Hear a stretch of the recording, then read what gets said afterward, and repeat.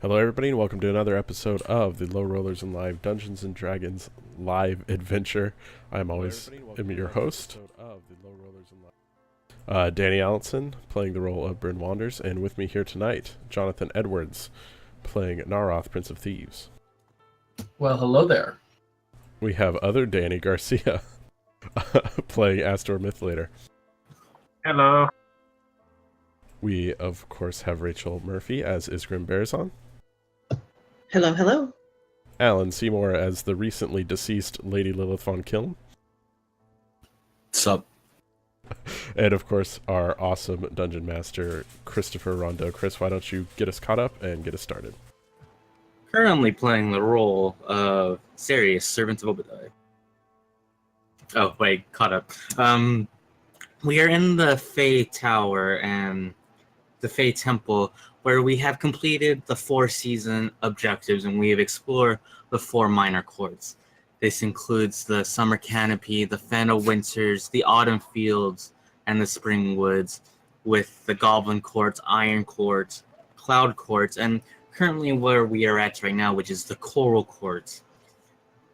Lilith unfortunately perished in the final battle between the Yonti and the Earth Fey Elemental, and they rushed off towards the Coral Court.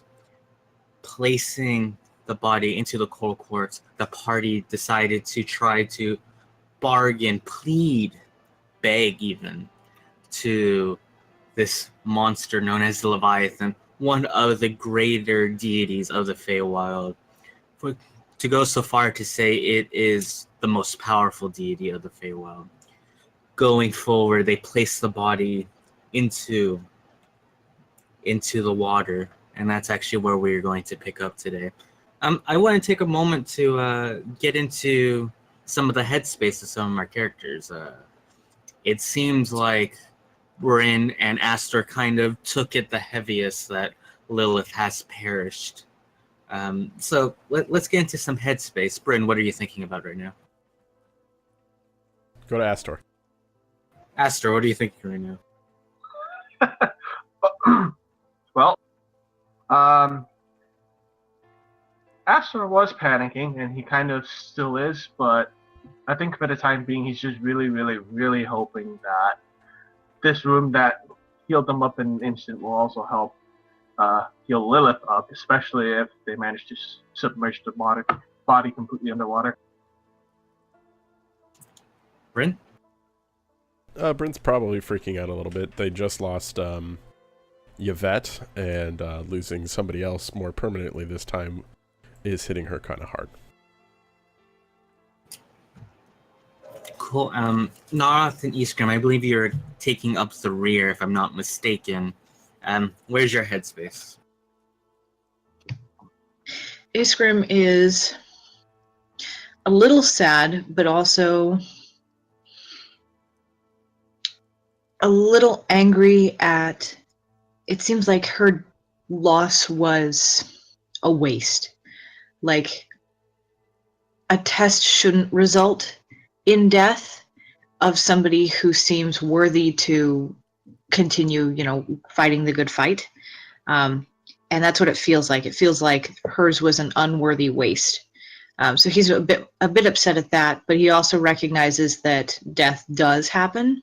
So he is also has that pragmatic part of him that's just kind of like, all right, if this happened, let's move on. Narroth? At this point, Narroth sees Lady Lilith, who's had to turn apart and now is very much a healer who serves a god.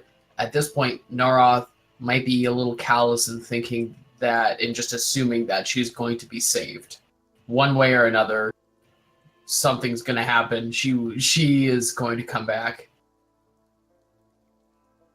Zarrius weeps, I guess. That's going to be my imagination of him in this picture. Just kind of in the corner. Upset. Zarrius is a very stoic character. But he does have an emotional side. He does think about his family, and I think at this point, his hard edge as a leader would potentially push him over the edge. So we have that imagery going on as Zarrius, who is walking on the water, observing this this scene, just weeps, not loudly or audibly, but to himself. You can see the tears running down his face. Will take us to Lilith. You have died. You've passed, and you see the gates to the Astral Sea, to Arathis' kingdom, and you begin to approach, and you see these two towers as you enter. These towers are more mechanically advanced than anything you've seen. Up on top of these towers, you see what looks like a cannon, for lack of ability to explain it, but you know that it is something more powerful than how you would ever view a cannon. And you stand at these gates, and these gates slowly begin to open for you. What would Lilith like to do?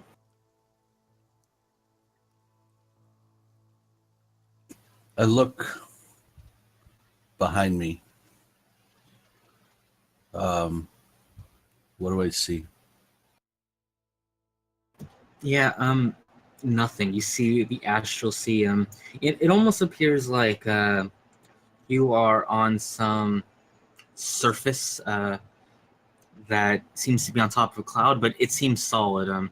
Even with the cloud core, you were able to kind of step through it, but this is a solid surface, and underneath you just see this flowing, white, radiant, water-like substance just rolling back and forth, or waving back and forth.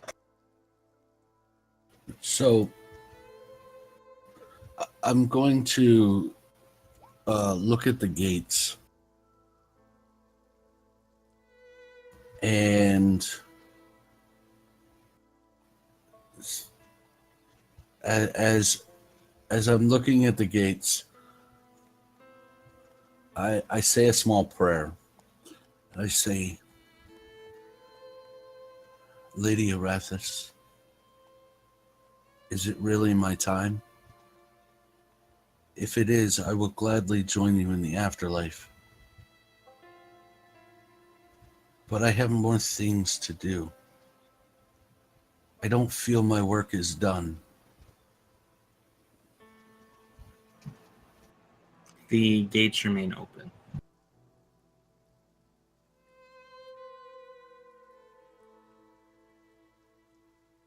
So with a stoic sort of nod, she goes, well,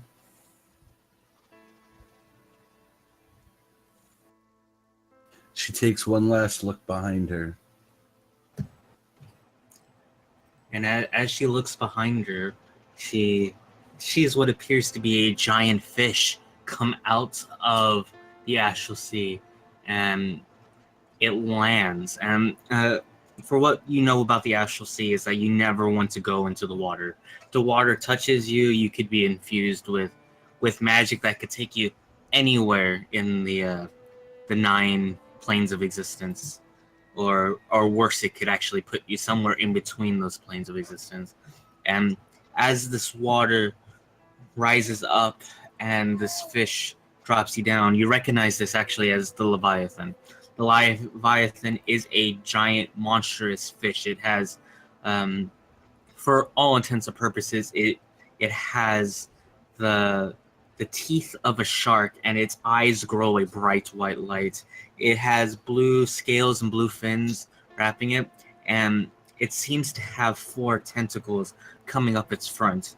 And you see this as Leviathan comes up and splashes down, and you wake up with a gasp in the coral courts with your party.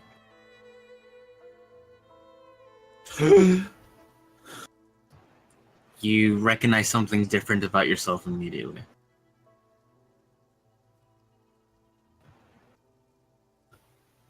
I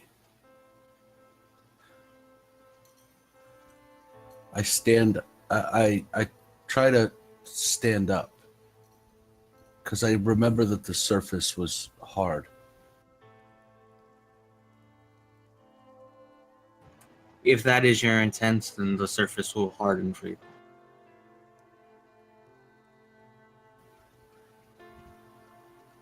I look to my party. Who's the closest?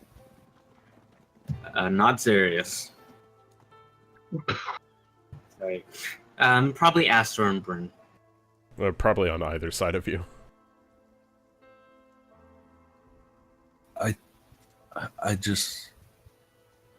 I look to Bryn probably first. I died. Yeah. But you're back now. You can see, like, happy tears.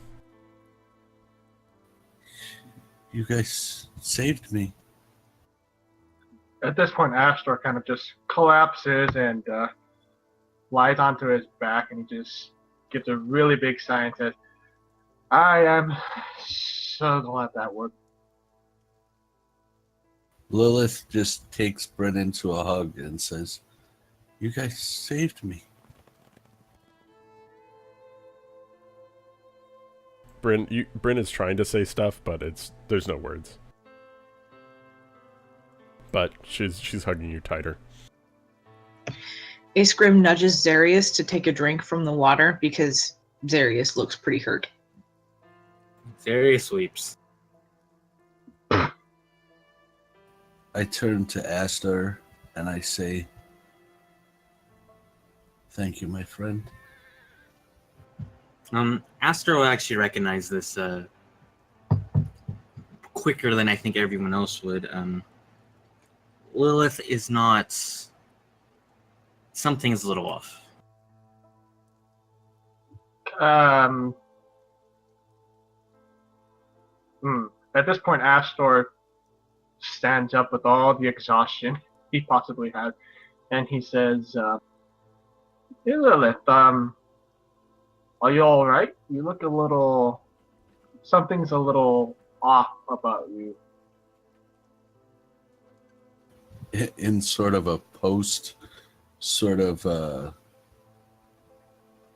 I guess, resurrecting humor, I say, I did just die. Well, this is true, but if I were to compare when you revived the councilman to what you look like now, there's still something a little off. Can Astor roll something like Arcana or whatever to see if it gives him a better idea? I'll take an Arcana or a Nature. Arcana or nature. But Lilith can definitely feel that there's something different about her. Yeah, for sure.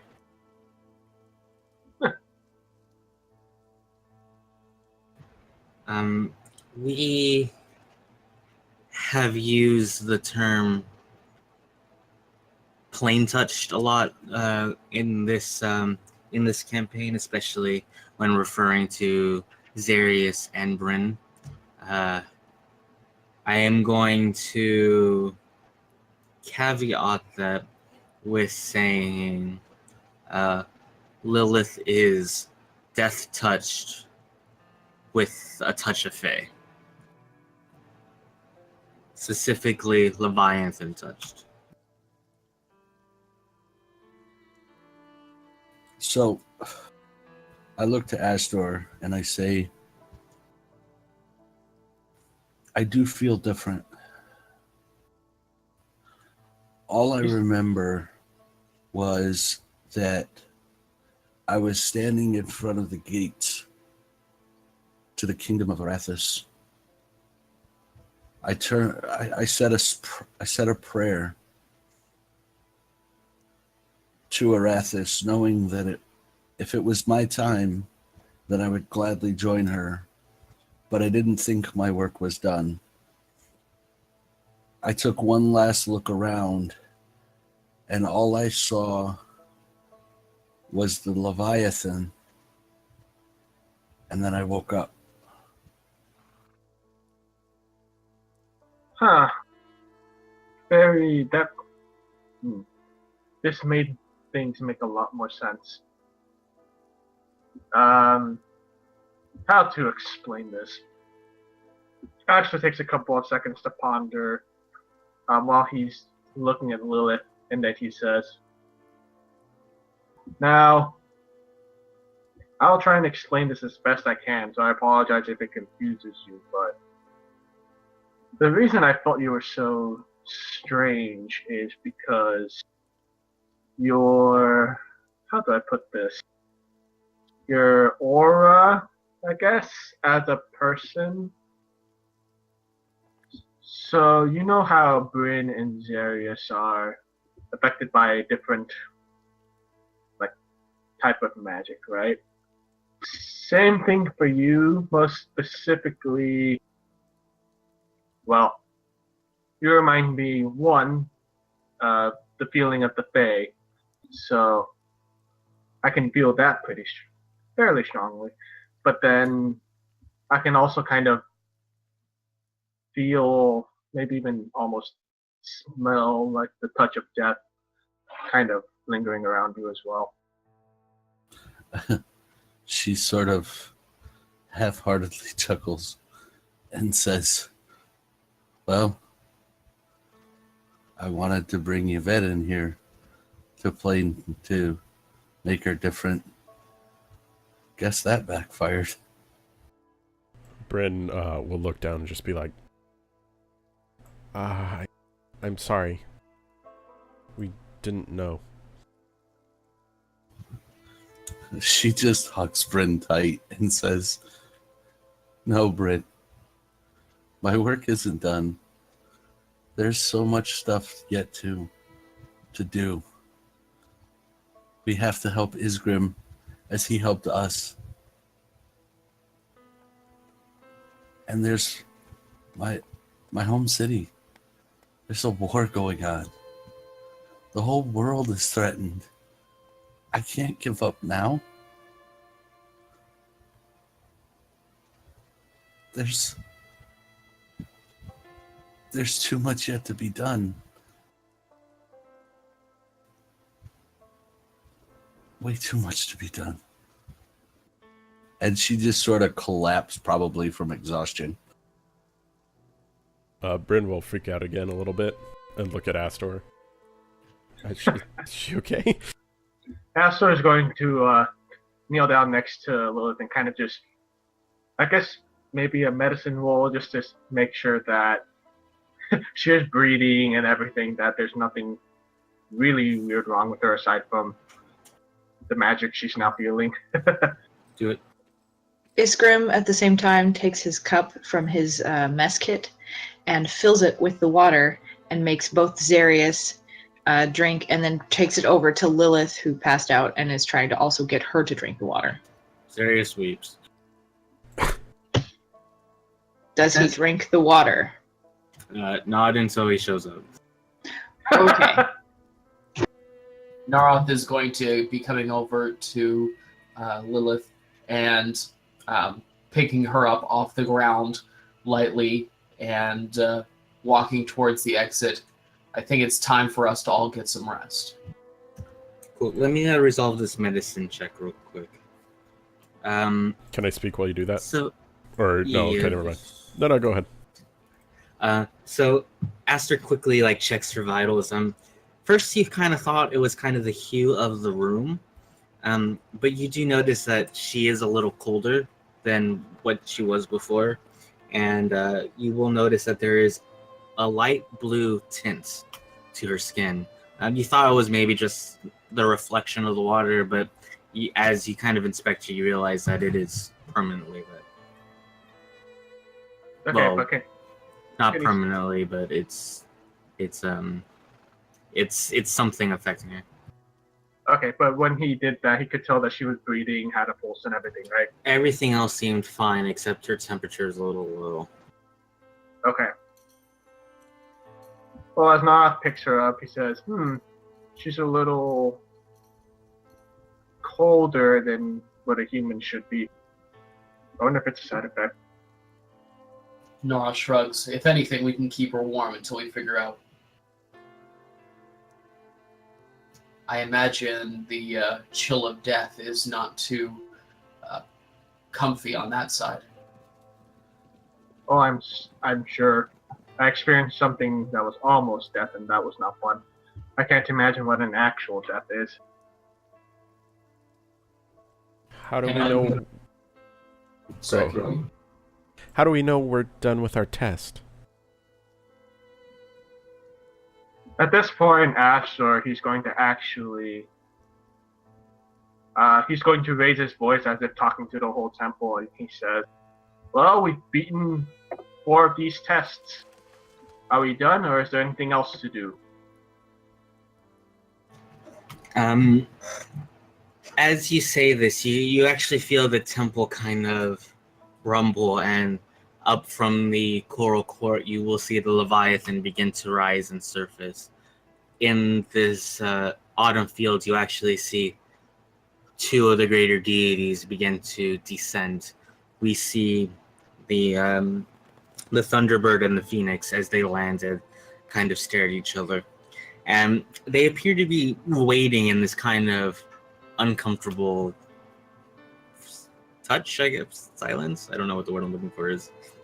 But it's just kind of awkward and tense, and it's like you can cut the tension with a knife. Narroth is definitely going to place Lilith down and stand in front of her.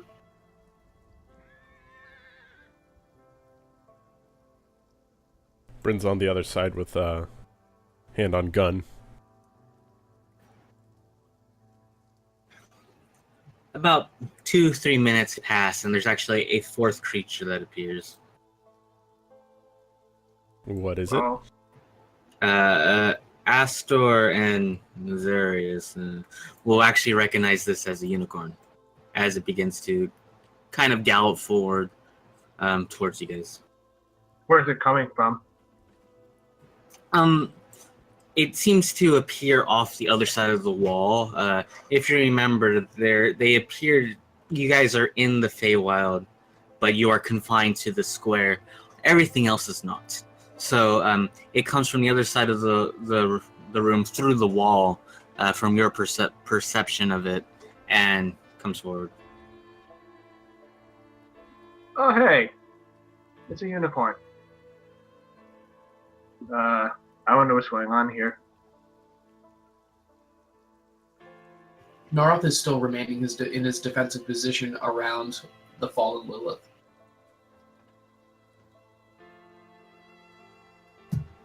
Everyone else? You said the unicorn's coming towards the group?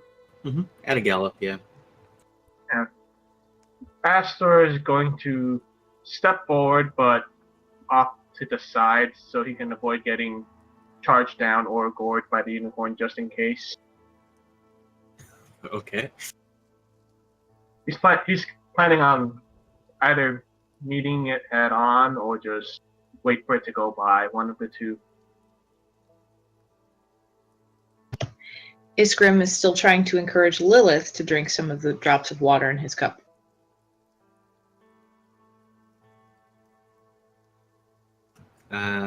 This takes us to our 6th player, Zarrius Sweeps. Bryn will also step forward with Astor and shout in Elven at the unicorn. Are you our 5th challenge? It comes forward, make this clear. It doesn't look like it's charging you, it's just galloping towards you. And then as it gets closer, it begins to slow down its pace, and it is maybe about 15 feet from the party upon ending its gallop, and this unicorn looks towards the Thunderbird, looks towards the Phoenix, and then looks towards the Leviathan on the other side of the party. And it can't speak, it doesn't have that ability, but it does begin to approach the party slowly. Is the unicorn approaching anyone in particular or just approaching?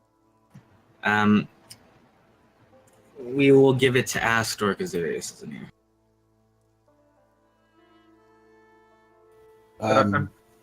Real quick, at this point, I think Lilith would sort of open her eyes as Isgrim is trying to feed her the water.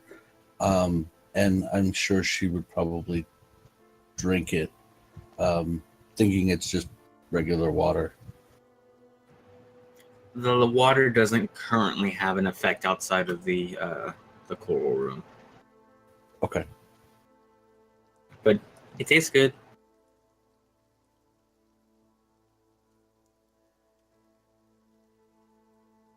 Okay, go ahead, Astor. Astor, I guess he's going to give the unicorn some space, but he is going to speak to it in Alban and say, well, how's it going? Why might you be here? It doesn't respond, but it seems to be trying to itch closer. He points his head down so you can see the unicorn spike, but it doesn't say anything, or it may neigh, but that's about it. Bryn will reach out her hand towards it. And as you do, you're kind of overcome a little bit by this magical energy. You feel a sense of calm. Like the party has had an intense emotional experience in this temple. You've been here for about 12 hours total, and you've seen anger, you've seen elementals that were furious at you guys and going into rages, and Yantis that had no remorse, even killing your own party members. And there's been sadness and frustration and tension and everything. And suddenly for Bryn, that all goes away just for this briefest of moments. And you come out of this trance-like state rather calm. Whew. Are you okay, Bryn? I actually feel great. You just see Astor have a look of realization on his face. He's actually going to walk up towards the unicorn in a rather calm manner. Does he experience anything similar as well, or nothing? Same thing, but it's actually even more so for Astor, as since he is part Fae, he gets glimpses of the Feywild in its most beautiful state. He can see the Fen of Winters and the snow coming down, and can kind of appreciate the beauty of that. The spring woods in its trees and its natural estates. The summer canopy in these giant redwoods / sequoias as the wildlife flutters around these giant jungle, for lack of a way to put it. And he sees the autumn fields and the rolling hills and the air blowing. And he also gets that sense of peace. Well, with a smile he didn't know he had on his face, he walks even closer to the unicorn and he says, well, would you be the one who would happen to be giving us our prize, I suppose, for going to the temple? No, sir. You see Narroth kind of almost rush forward and almost push Astor aside. Never mind that. Can you help her? And he points towards Lilith on the ground. At this point, Astor just says, well, this is something that might be able to help her too. Just give me a second. Astor is actually going to, at this point, go back towards where the Leviathan is. He's going to speak to it in Elven and say, did we fight for the unicorn that just arrived? I'm losing track of what you're trying to tell me. I'm sorry. Oh, am I breaking up or? I'm not sure. I didn't understand. Oh, well, Astor walked over to the room where the Leviathan is, and he says, "Is the unicorn the result of our hard work?" The Leviathan, you can hear his voice in your head and goes, "What hard work?" I guess hard work's not the best way to put it, but is this what we were coming to? You hear kind of like this white noise for this briefest of seconds, and then you are shown a scene of the Leviathan and these birds bowing down to the unicorn, almost as if it was something greater than these three creatures.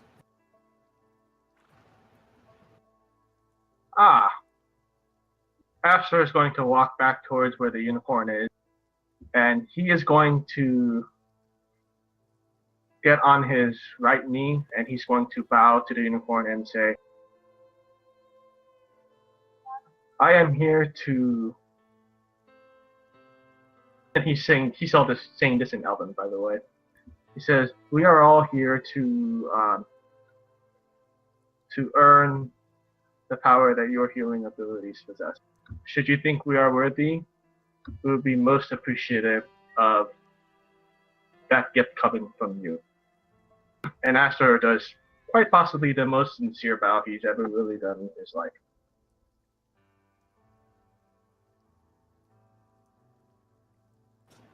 The unicorn pauses, looks over to Narroth, hearing Narroth's plea, and moving past Astor, the unicorn will bow down towards the body of the now death-touched Lilith, and putting his horn to Lilith's head, almost piercing it enough that it breaks skin, but not enough to do any real harm. And Lilith wakes up again with this gasp as Lilith can feel this radiant energy encompassing him. While when you died, you would have felt exhaustion of some sort. That exhaustion goes away, and you actually feel the power of the Fae entering your body as Fae touched. Lilith, she feeling this energy, she just reaches out and touches the side of the unicorn's head, almost sort of like a respect, and just says, "Thank you." And she sort of nods her head, and with a look, she looks at the Leviathan, and just an unspoken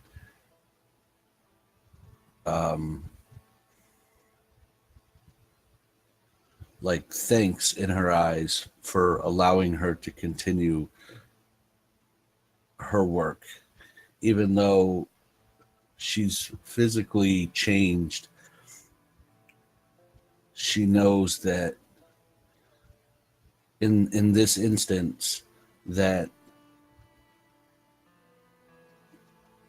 this was her path, and if this is what fate has decided for her, then she's going to use these gifts to protect the people that protected her. And we will talk a little bit more about this in depth later, but Lilith will get the ability of this power to stave off exhaustion.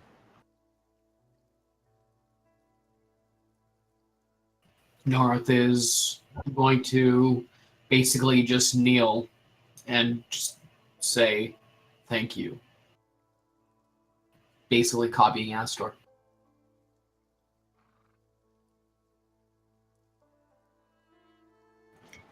The two birds began to take flight, and the Leviathan submerges, but the unicorn remains looking towards the party, and there's just this brief moment of, I don't want to say,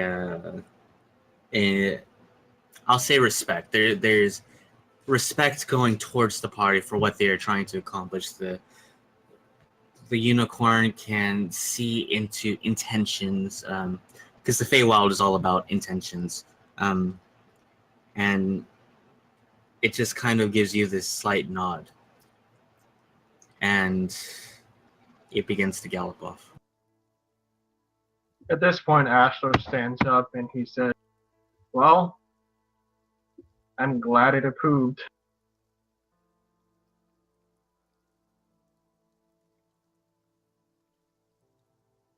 Well, shall we be off? At this point, Lilith looks to the rest of the party and says, "I don't know about you guys, but I want to breathe real air again." At this point, Astor just said, "Hey, Feywild air is pretty good air." Probably better for you too. Yeah. Clean air smells funny. Let's get out of here. Wouldn't mind coming back, though. With a break first. It's a new place to wander. You mean to get into trouble? No, just to find new things. I think I keep hearing a funny way of saying getting into trouble from Bryn's mouth.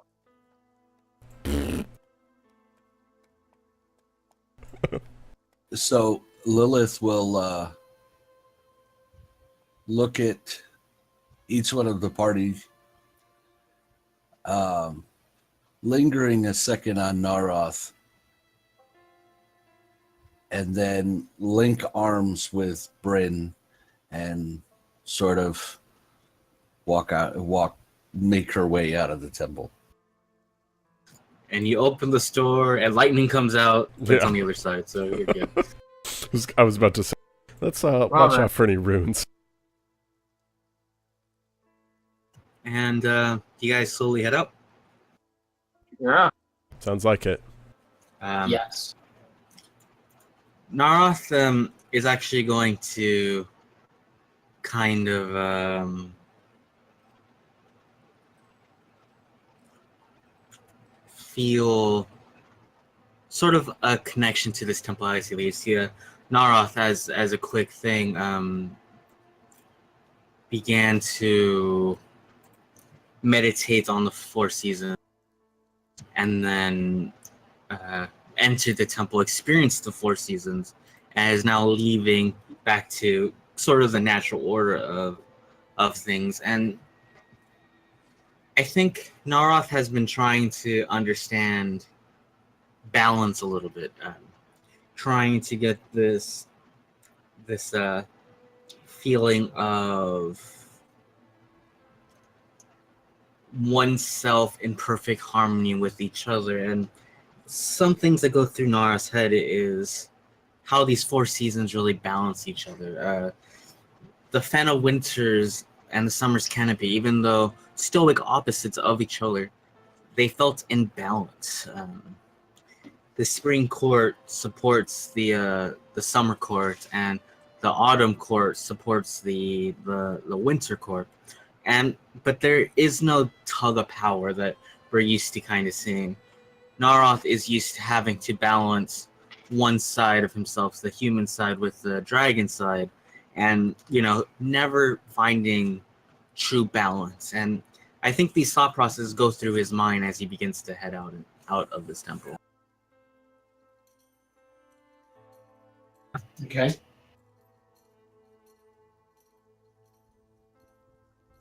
And you guys leave.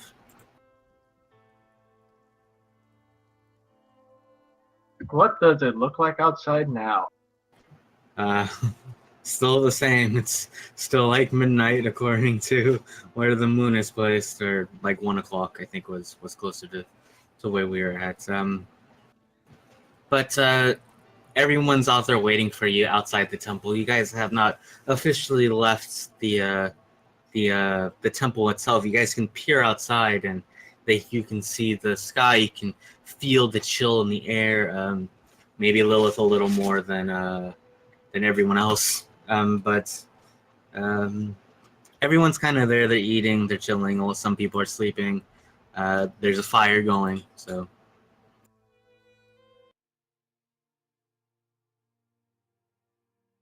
At this point, once they all step outside of the temple, Astor's going to cheerfully yell out. He says, "Well, we're back." Slowly, Lady Samora Silyana looks up towards the temple and kind of, for the brief some moments, you actually see a look of surprise, like, oh, they made it out.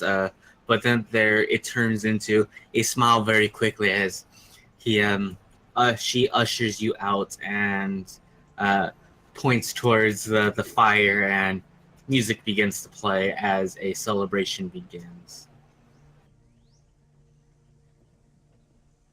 The party never ends here, does it?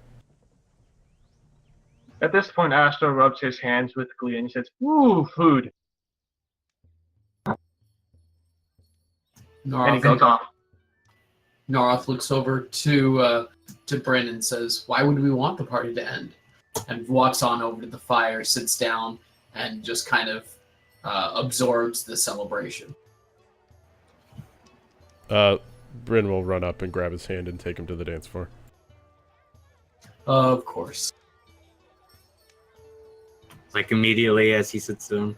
As soon as he says that, she kind of furrows her brow and shows him what's for. Oh god, he would be extremely terrible at this. That's okay. Oh, lack of that. I'm just kidding. So, as Lilith is taking in the scene, she sort of looks around, and she looks back at the temple, takes a deep breath, and goes and sits by the fire. Because she's a little chilly.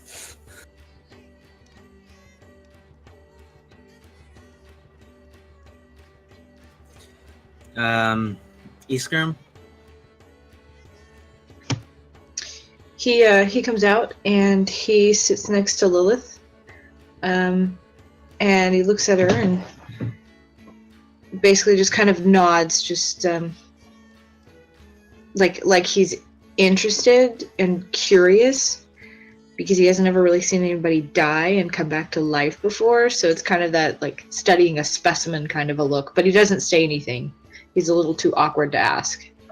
Yeah, Lilith's tints of blue, I don't think is as apparent as Iskram's, who, kind of reflects the nature of the Cascade Range, but something is definitely there. Lilith, if you were to touch her, is actually colder than Iskram.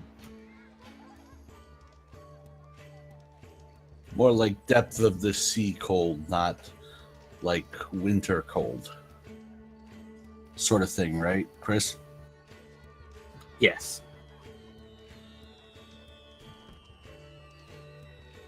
I would actually go so far to say as the ice stars kind of have a higher temperature, core temperature, so they can actually survive the coldness of the Cascade Range a little better. But that's just me.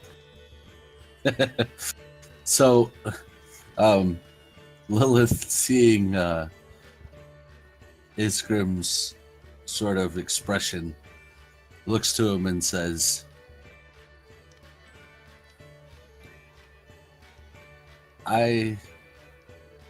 you have something to ask me? You have died, and you are back. And I have not seen that before, but you are different, as they say. And what was it like?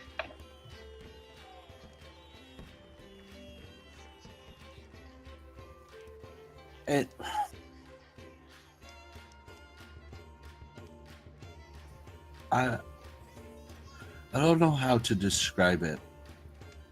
I was scared at first. I didn't want to leave things unfinished. But right before I came back, I was calm. Almost resigned to the fact that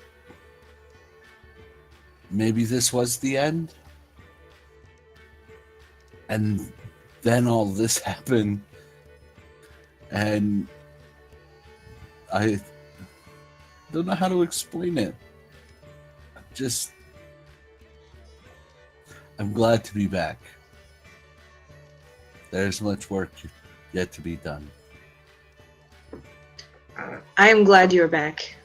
One thing that you should remember, though, is that sometimes when it is a person's time to pass on, there will always be things left undone. Nothing will ever be perfect. And that, too, is okay.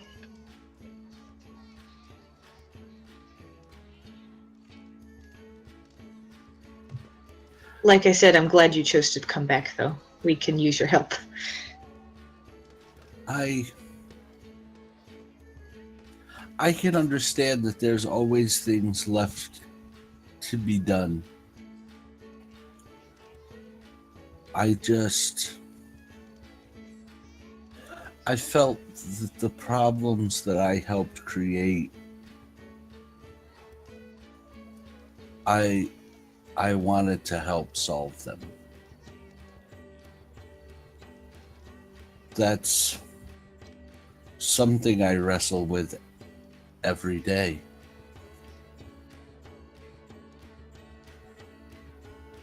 I'm really trying to be more of the person that I should be, rather than the person I was.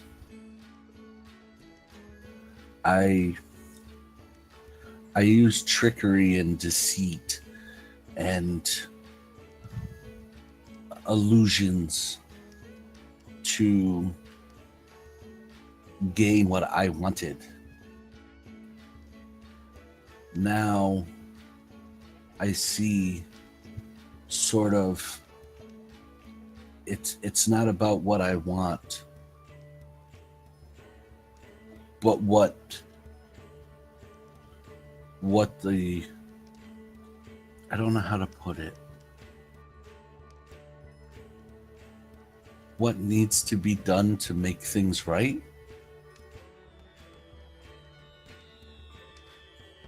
And these people, and she motions to the people in the party, they gave me a second chance. And I want to do right by that.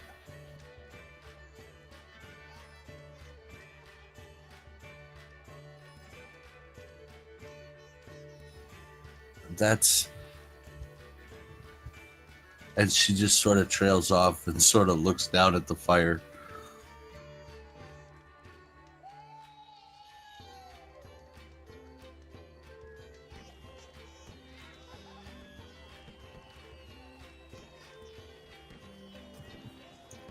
You know the same? Yeah, I think Iskrim will nod and look at the fire as well and just kind of sit there and offer his companionship. Cool. Astor, what are you doing in this time venture. That's a terrible way to phrase that. What are you doing right now? Well, at this point, Astor probably finished eating just a little bit of food. He's kind of just observing the party while he sees Bryn and Narroth dancing a little bit still, I suppose. And Astor's actually going to wait till Narroth inevitably breaks off from being in the limelight and goes to sit or stand somewhere off to the side. He's going back to the fire. Cool. Actually, why don't we do the Narroth and Bryn dancing scene real quick to see how it ends up before we cut past that. So, Narroth, give me a performance check. Oh god. Hey, charisma's your strong suit, right? Yeah. Oh, damn. Nice. So you're keeping beat pretty well. Maybe you're not doing like the advanced things, but you're keeping in rhythm fairly well, and doing the a nice like two-step sort of feel. Impressive. I was gonna give you disadvantage too. Didn't matter. So Bryn and Narroth are dancing a little bit, and Narroth is keeping up with Bryn. At least in steps wise, probably not in energy. Yeah, probably not. Bryn will be impressed with it and say, "How come I've never seen you dance before?" You see Narroth, after the particular song ends, kind of look around and see every other person think, and say back to Bryn, "I never thought I was any good at this. Seems rather, I don't know, something for you, or, Astor." Oh, please. Dancing is for everyone. Narroth shrugs. I suppose. I mean, I can definitely see where this can help improve one's coordination and footwork. It could actually be a decent fighting exercise. Plus, you can meet some nice ladies this way, too. Narroth laughs. Yes. But if that's going to happen, I can't be hanging around you, can I? And he kind of smiles and nudges her in the ribs. Oh, please. I'd be great at getting you somebody. Narroth laughs and he starts to notice he's breathing heavy. I think it's my turn to sit down, though. Tag somebody else out. Wait, can you help me with something really quick? Narroth kind of starts walking towards the fire, stops, and then turns around. I suppose. What's up? Here, follow me. And she won't run off. She'll walk slower than her normal pace. Because she knows he's a bit winded. But will be beckoning, come on. And she'll take him to the edge of the forest. Narroth follows fine. At the edge of the forest, she'll get down and start to dig a little hole in the ground. Can you help me out? Narroth raises an eyebrow and kneels down, starts scooping out dirt. Okay, not too much. And she'll pull one of the flowers that she kept from behind her ear. I took these out, so I figured I probably should put them back, right? Narroth smiles. I like that idea.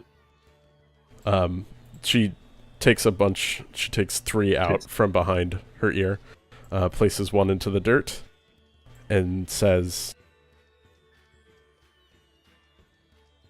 "I want to thank you."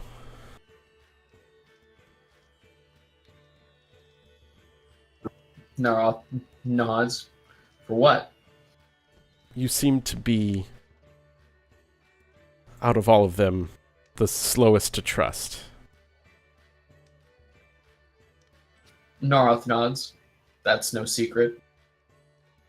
So, I hope I didn't lose any of that with the new things you know. Narroth kind of nods, finally getting it. It's not the easiest thing.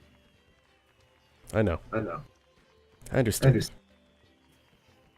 But I feel like we know you better. And you know us. As long as it doesn't happen again, I feel like that familiarity, that trust, adds to our trust in you, to our faith in you. She'll give him a smile and put one flower into the ground and then start to cover it back up. One for the forest. Thanks for not letting me leave. And she knocks on wood because she's heard that idiom before but doesn't exactly know what it means. Narroth kind of chuckles but does not correct her. She'll hand one of the flowers to Narroth. One for you. Thanks for not letting me leave. Narroth nods, takes it, and you can see him putting it in one of the many holes in his tunic. And last one for me. And she'll just put it right back behind her ear. Narroth smiles, stands up, and offers a hand down. Now let's go. I think we need to get Iskrim to start dancing with you. Oh. This is a good idea. This is a really good idea. And she'll take his hand and go back over. And pull Iskrim onto the dance floor. Perfect. Narroth's gonna sit down, like, push Iskrim over to Bryn. Your turn. Iskrim will chuckle and get up and dance with Bryn. Why do I picture Iskra kind of doing like the white man dances? That's just me. I imagine him more like doing the Jewish dances where they do like all of the rings upon rings of people spinning around or you know, like going around the fire. This is a new dance That Bryn makes doesn't sense. know. Cool, Iskra is now Jewish. Okay. I could hear you writing the note down. You got it. And with that, I believe Zarrius should be here in any minutes. So I think we're going to take a quick break. We'll fade to black here. Alrighty, we will be back in just a few moments. Thank you for joining us, and we look forward to giving you some more low rollers in just a few minutes.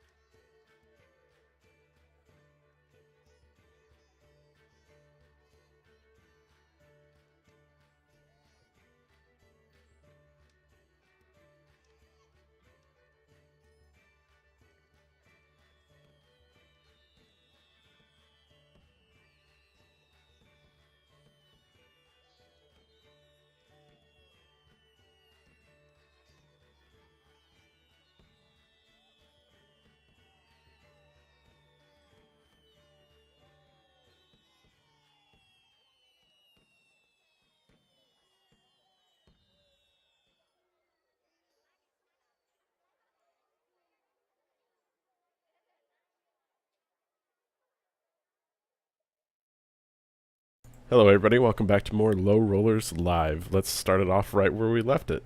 Go ahead, Chris. Yeah, so we have just left the temple. Let's get a little bit in Zarrius' headspace, seeing the death and resurrection. That's a bad way to phrase that. But seeing Lilith come back to life in this new Fae/death touched form.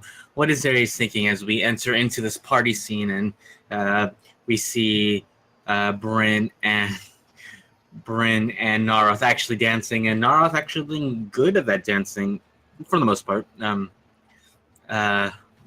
What's Zarrius going through, thinking?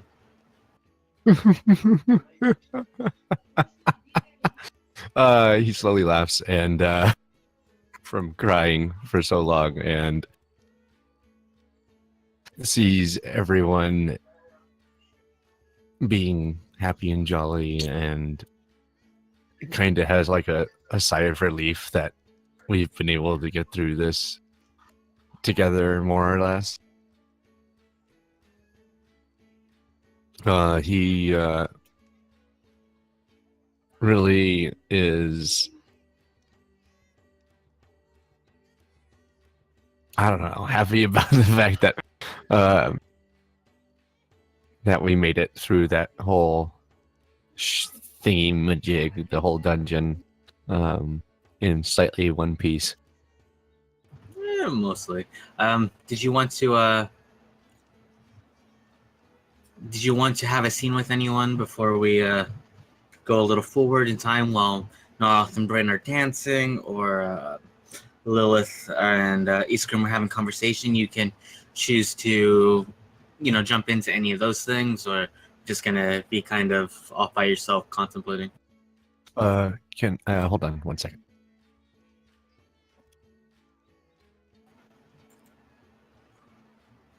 Yeah, I really like the soundtrack. I wish I could just play this on repeat for the entire stream. It would be great during the really sad moments. Oh, just bring this out as Lilith is dying, just going, I'm dying, everyone. As like Bryn skips around him. Yeah. In this speed. Cannon. Where? Look out, cannons.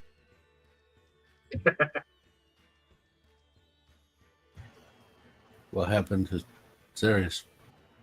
He's still here. He's crying again. No, I wouldn't want to have any scenes. Okay, we'll go to so Astor will see Narroth gracefully enter back into the campfire and place himself by the fire. Would you like to approach him for a scene now? Yeah, is it just Narroth by himself, or is he surrounded by other folks?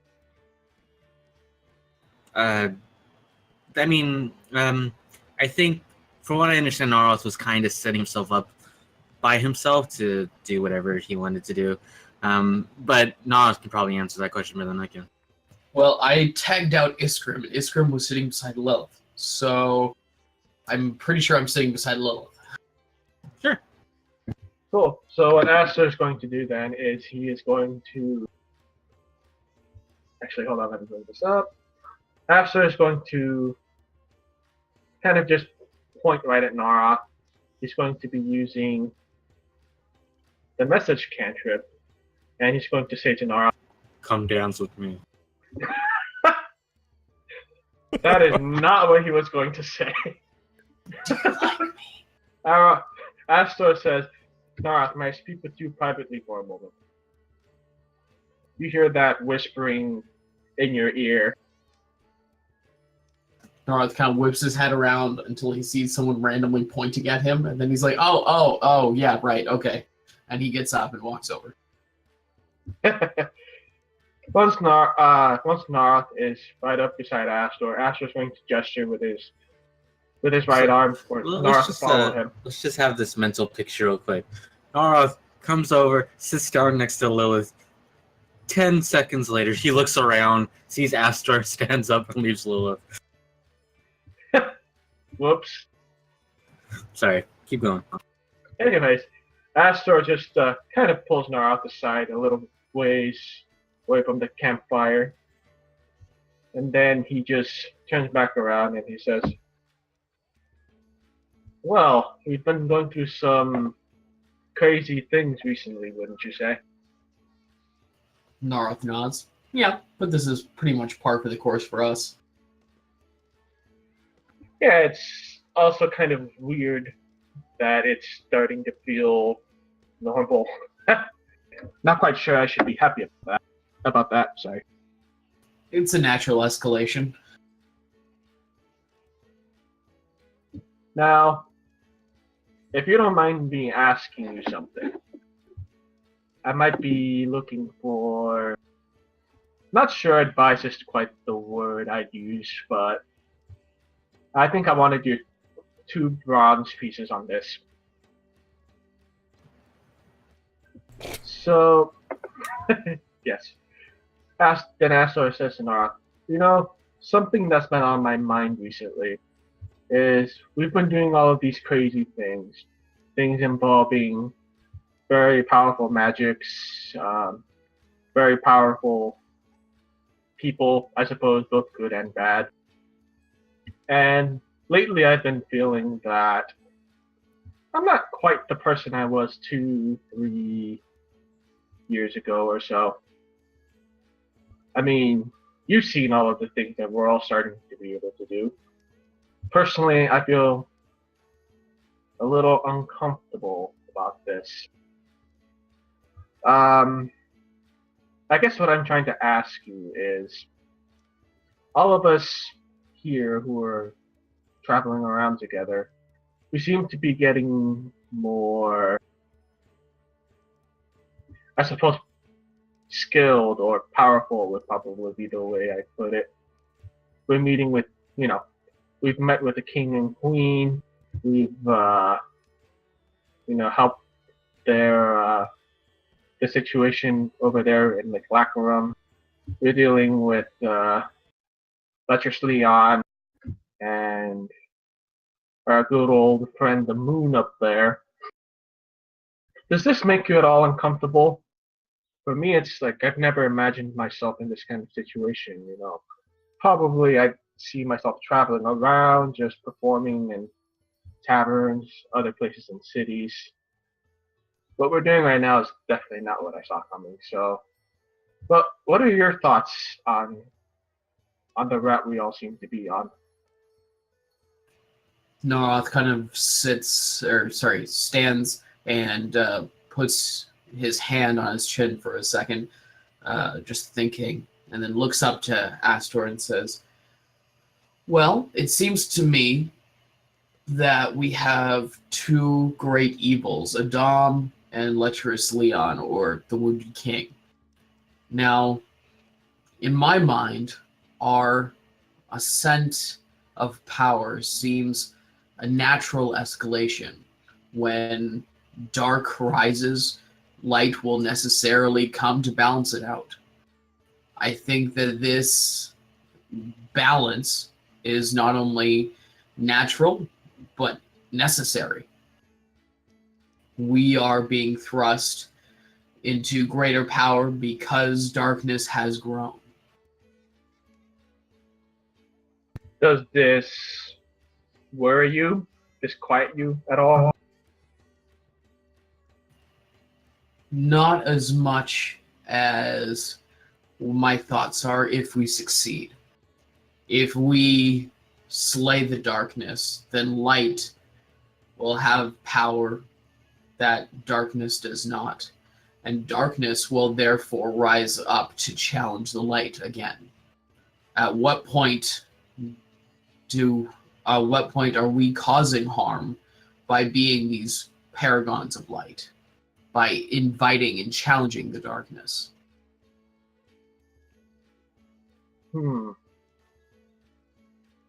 Well,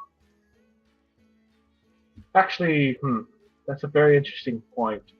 The main reason I really ask this, though, is because I'm not quite sure if I'm still me, if that makes any sense. I never intended to become somebody who could, do what he's been doing right now, honestly. But, I don't know. I think I'd have to think about it a little bit, but your insight does help me a little bit. I appreciate that. Narroth nods. I'll leave you with a question. At what point in your life are you the most you? Once you figure this out, this will help you come to be more like who you are.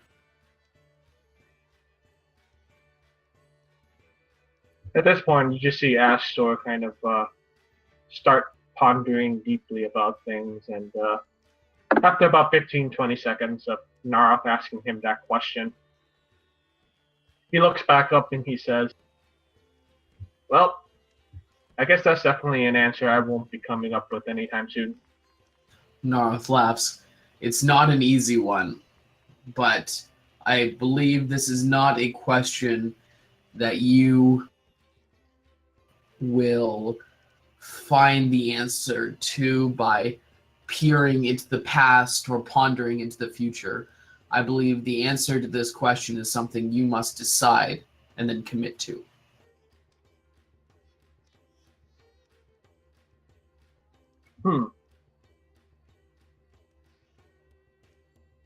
Yeah, I'll definitely think about that. I'll try and figure it out ASAP just so I don't get in everybody else's way. I'd think about this quickly, though, because if you are divided in your heart, we will definitely see you be divided on the battlefield. Astor just chuckles and he says, well, luckily when I'm on the battlefield, I'm almost not thinking too much, so hopefully that really won't get in the way.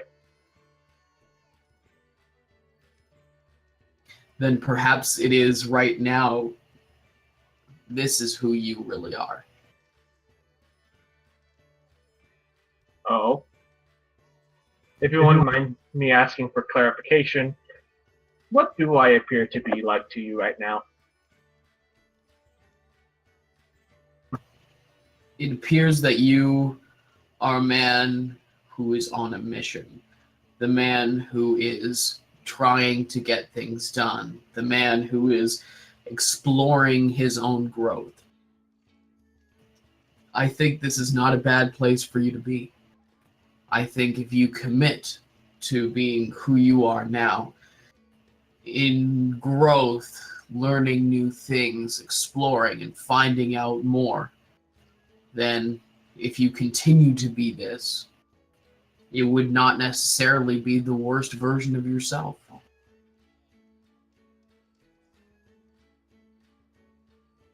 Astor takes 5 seconds and then he says, you know what? I guess I'll trust that judgment for now.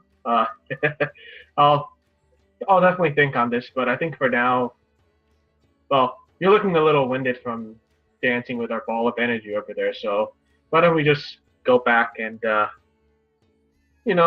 just de-stress a little bit. We've had a pretty rough couple of hours. Narroth nods. I'd encourage you to think about it. Don't just let the idea be decided for you. And he turns and walks back towards the fire. Astor walks back towards the festivities where there's all the dancing and the music going on. Okay. Anything else, friends? Not from me.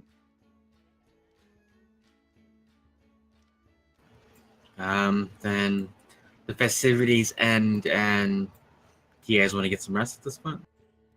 I think Yeah. so. I think I'm going to sleep for 24 hours. You're gonna sleep like you're dead. She's already done that. Oh, right.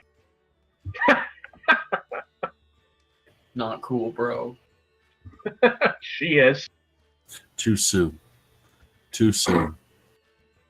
Whoops. That's cold, man. Oh, wait.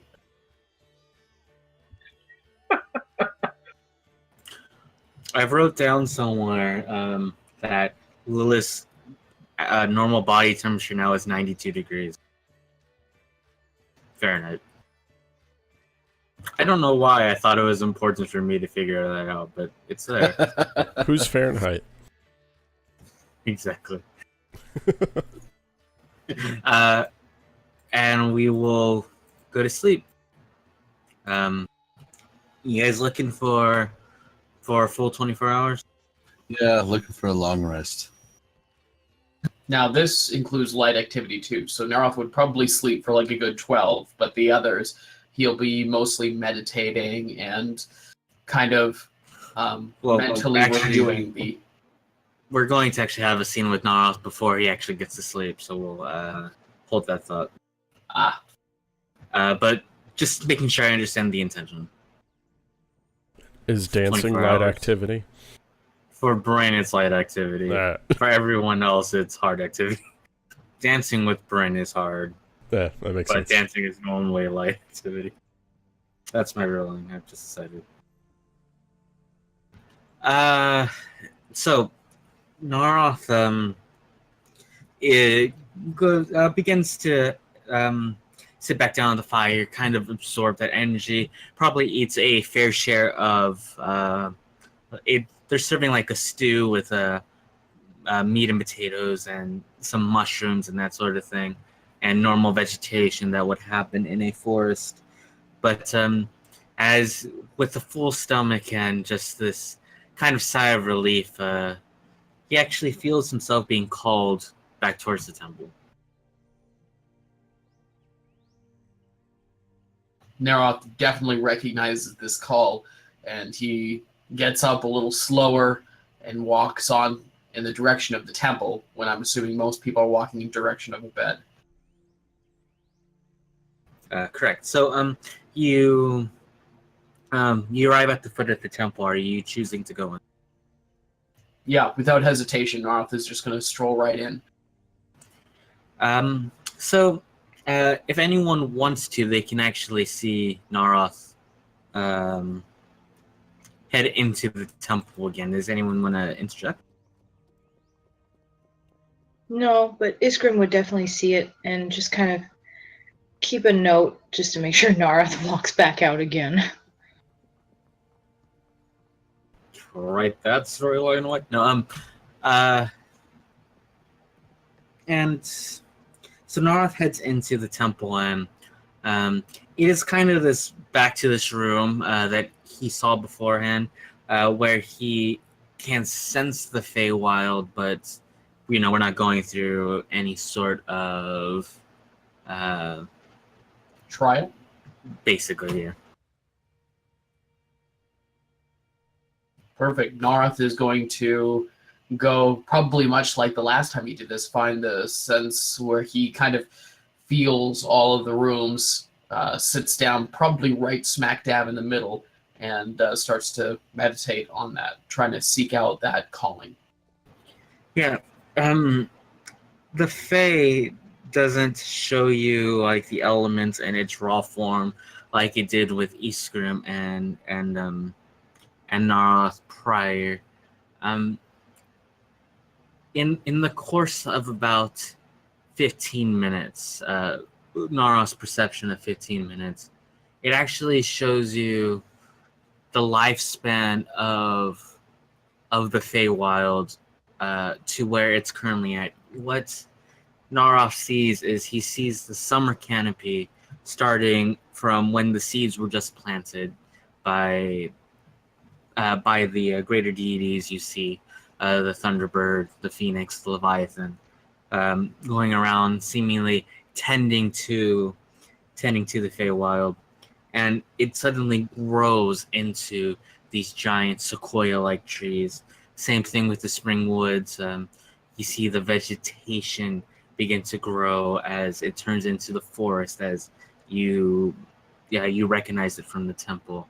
You see the Fen of Winters, while not a lot of vegetation, you see the volcano erupt and come down and form these beautiful mountains as we see kind of like land being created almost. And the autumn fields, we don't see the same sort of growth as the forest and the jungle, but we see the fields going there, and we see the lifespan of grass growing and dying and growing and dying, and this repetitive process. And what we see is the kind of like the flourishing of the Fae and what that represents, these lifespans, this kind of blooming and death, and the certain amount of benevolence that these three deity-like creatures, the Thunderbird, Phoenix, and Leviathan, are giving to making sure this plant life grows.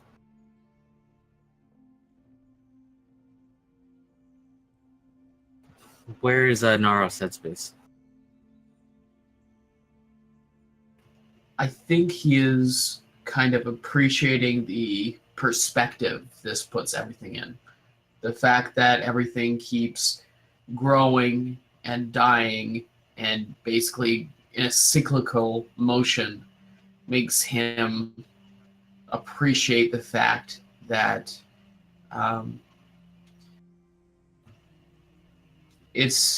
things are going to continue, and that his problems, even these great problems of world-ending proportions, they too will pass.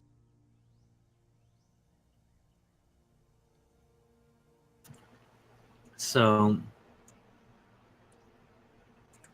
Narroth has been learning these elemental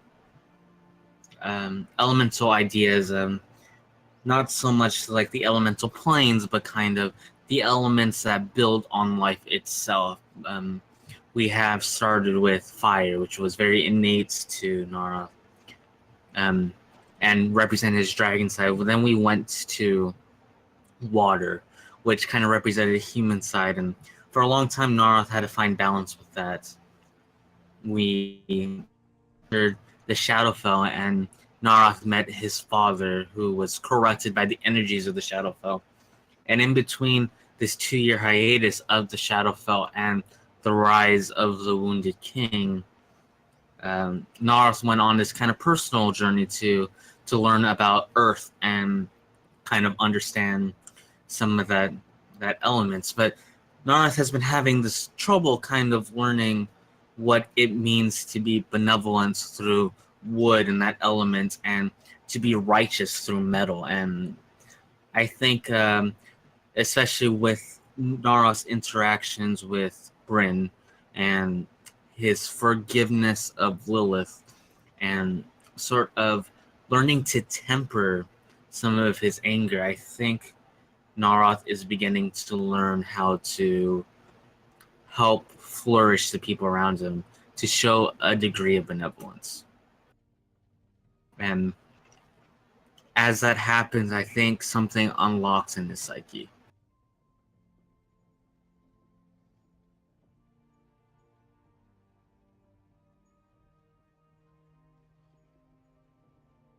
And I think we can fade to black on that scene, and we'll talk a little bit more about the mechanical meaning about that later. Sweet. But yeah, everyone sleeps. 8 hours pass, no harm, no foul. But it is the next day. Narroth, from what I understand, is going to sleep in if he returned to the camp at all. What's everyone else doing?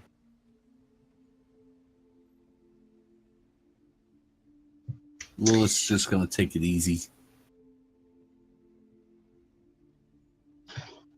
Scrim will sleep in, and then when he wakes, if there's any sort of like dead wood lying around, he'll take it out, or he'll take it and kind of just whittle.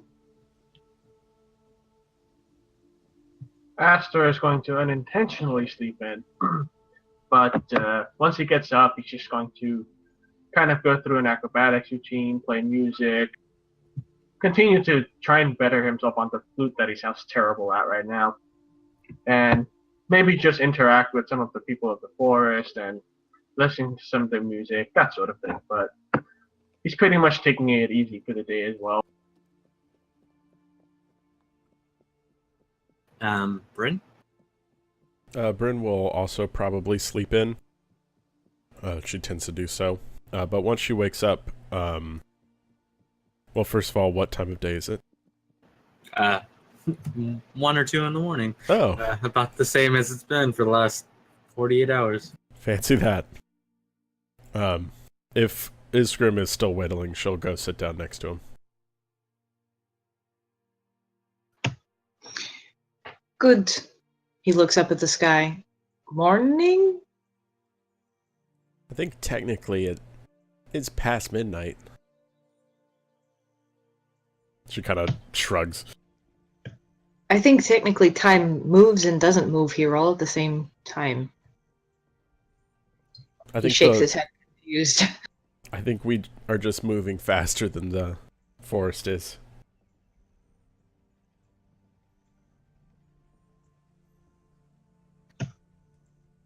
That is an interesting thought. Anyways. Well, we finished up our little list here, and she'll pull out the note from Miles that she has. But we added a 4th thing.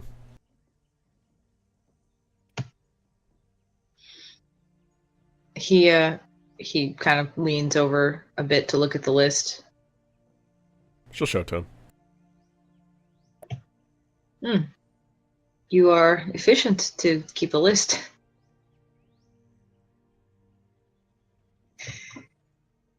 I guess. But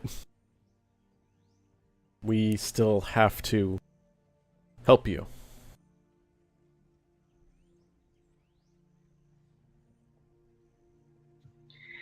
While you don't necessarily have to, it would be most appreciated. We have to help you.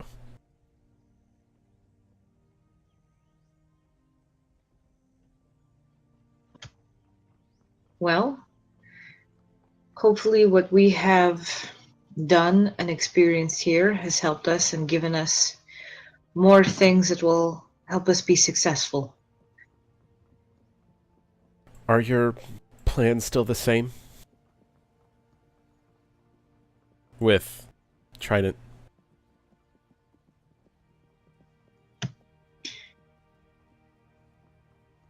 Player to player, remind me of what I said I was gonna do. Kill him. Oh, that. If it is necessary. She, Britton will shake her head, kind of understanding. But keep going. We have seen that sometimes waiting to do something results in the situation getting worse. And while, yes, sometimes taking action can lead to taking the wrong action if we don't have everything, all of the facts that we need, there can be much more harm that comes through inaction, so that if it becomes a choice between waiting things out and ending this now, I will end it. There are other ways to end things. You see Isgrim nod, and understanding, and so when he asks, please give me some examples, he's not asking it in like a sarcastic way. He actually wants this information. I have no idea. But I know that they, and she kind of points to anybody who in the party who's around, or if there's nobody around, they need to fix their mistakes. We all need the chance to fix our mistakes. Even Trident. I can agree to that. But if a person chooses not to fix their mistakes, choices do have consequences. Just don't confuse his choice with the Wounded King's choice.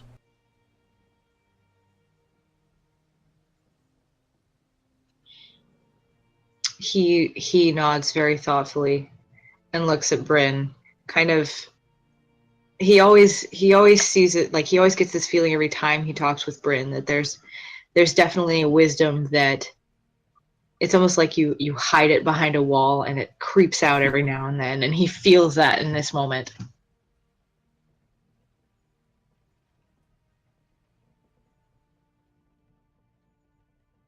This whole dark, imprisoned god thing makes things a lot less black and white, doesn't it? It does. It does indeed. She'll sigh. It'll be your choice. He's your people.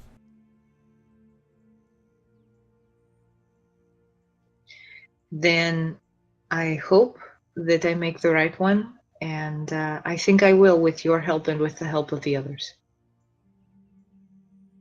She smiles. But don't touch Yvette.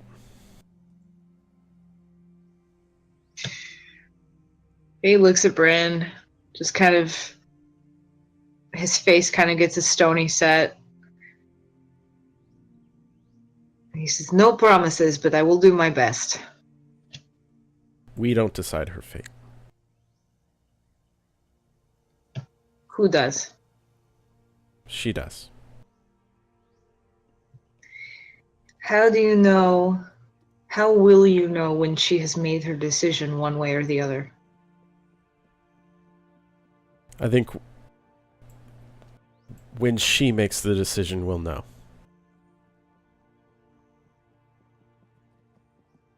But again, we all have our mistakes.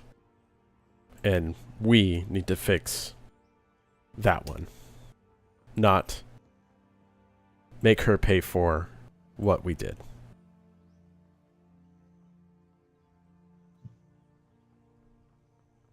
I do understand that. Just remember that there are times that sometimes there are mistakes we cannot fix. Things that we have done that are irreparable. And I'm not going to automatically take that view in this point, but if it happens, recognize it as that and resolve not to do it again and move forward.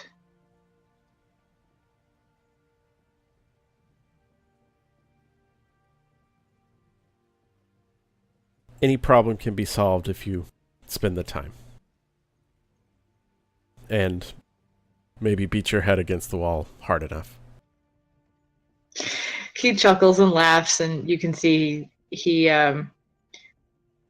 thinks your response is optimistic because you're young. Does he say anything or just chuckle like that? No, Okay. he's not going to say anything because he secretly hopes it and wants it to be true. She'll kind of just chuckle along with him and then leave it at that.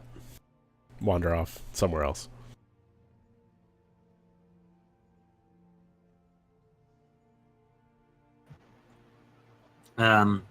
Lilith, you want to have any conversations with anyone?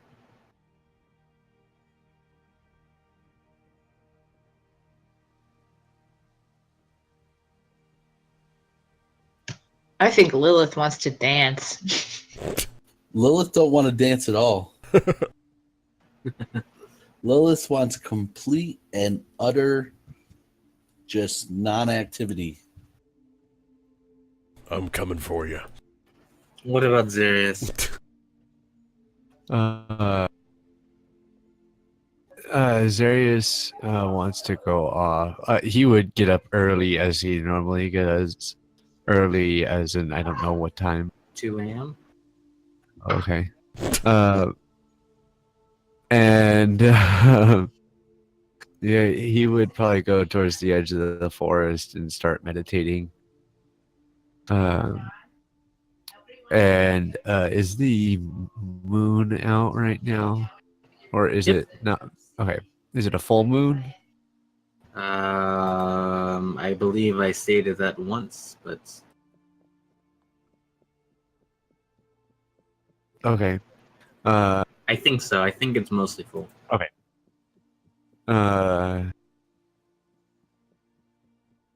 I'd probably go to a dark place of the edge of the forest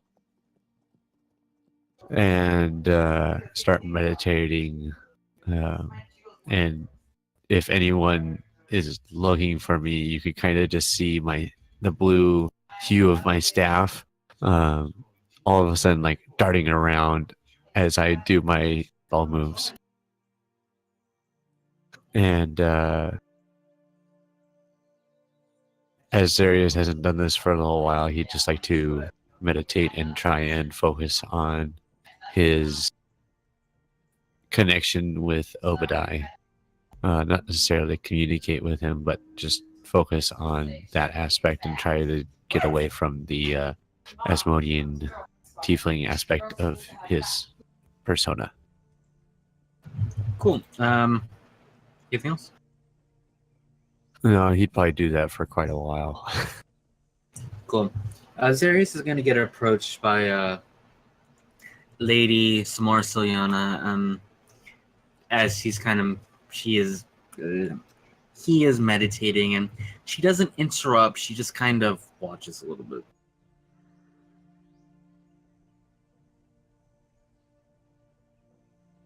Do I hear her walk up? That's up to you. I mean, she's not being quiet. Oh, she's not being quiet? No, I mean, she's not interrupting, but Oh, she's sure. not stealthing. Sure.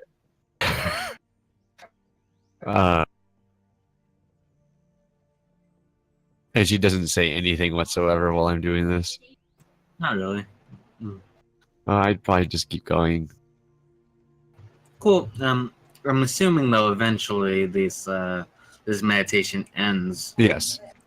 And at that point, he would open his eyes and see her there after however long he's been meditating. Sure.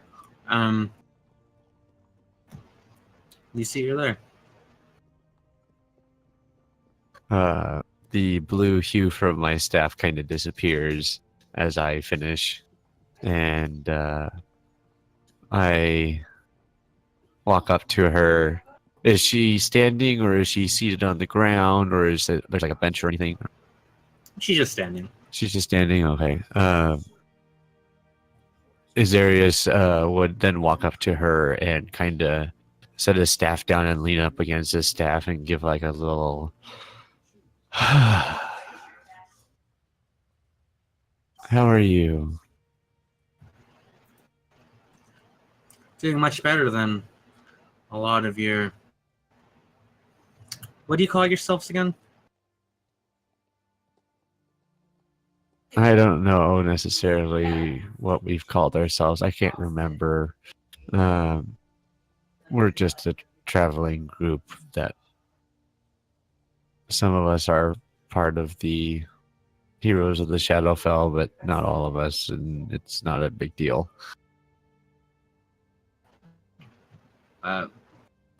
That's boring. You guys should have a name.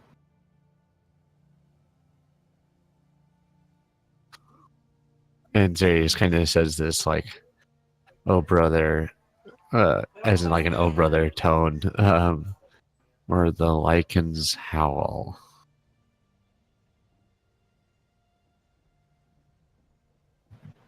A what? Yeah, exactly. Oh, all right. Anyway, did you guys succeed in? No. No, just stop. Stop it, guys.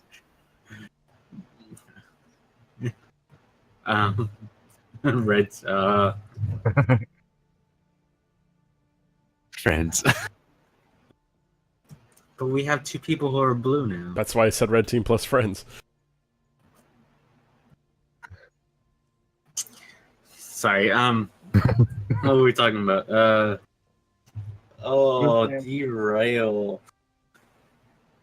I don't even know whose one that is. I think it's a collective one. Lady of perpetual responsibility.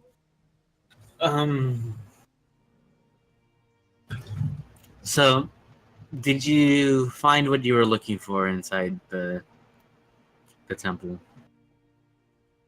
Yes, we were able to find what we were looking for. And it will come in very handy in the future. So, what is your plan now then? Well, we hope to permitting the forest, obviously, to help our fellow ice dwarf as he needs to take care of some unfinished business, and we are his traveling companions, and we're going to go where he needs us to go.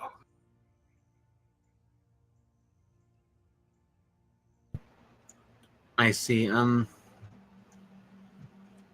So you guys gonna stay here for long? I mean, don't you have Wounded King issues coming up? This lecherous Leon? Yes, but due to our state, as you are well aware, they a few of my companions need a bit of time to recuperate from the temple. Why don't I take you and show you something? All right. Zarrius will probably give a stretch and then start walking along with her wherever she's going. She goes back to camp first and kind of looks around. Sees Astor playing on the lute, Eastgrim kind of whittling the stone. Lilith is pretty much passed out with non-activity, and Narroth is nowhere to be seen. Lady Seymour Silyan is going to go over and grab Lilith and say, "You might want to see this too." I follow.